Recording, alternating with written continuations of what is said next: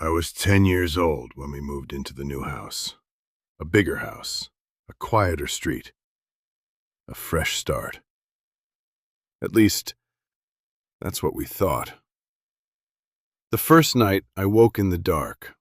Something was moving inside my closet. Soft shuffling, like clothes slowly brushing together. I stared at the door, and the door stared back.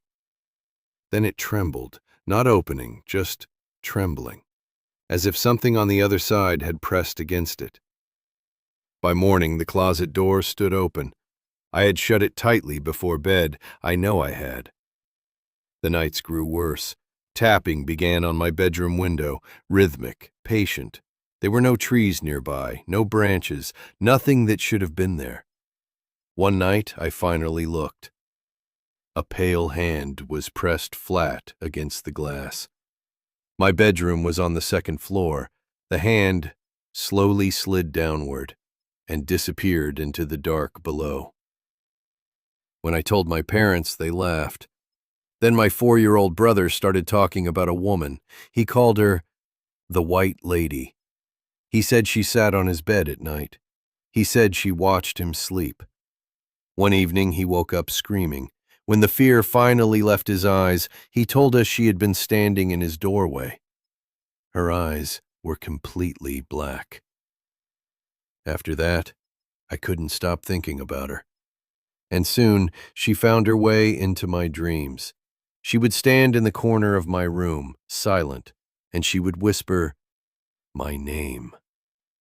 One night, I woke up, and she was there, standing at the foot of my bed, impossibly tall. Her head nearly touched the ceiling. A long white dress hung from her thin frame. Dark strands of hair fell across a pale, hollow face, and her eyes were voids, empty, black, endless. I couldn't move. I couldn't scream. I shut my eyes as tightly as I could. When I opened them, she was gone, but my closet door stood wide open. The worst night came during a storm. I woke to the sound of my window opening. The lock turned by itself. The glass slid upward. Cold air rushed in. And then she climbed through. She didn't walk. She floated, drifting toward me through the darkness. She leaned over my bed. I felt her breath on my face, cold as a grave. And she said my name. I screamed. My parents came running. The window was closed, locked. The room was empty.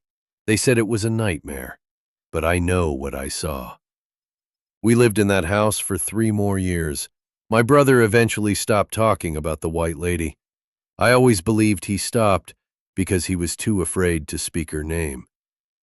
Even now, when storms roll in at night, I find myself glancing into the dark corners of the room, just to make sure nothing tall is standing there.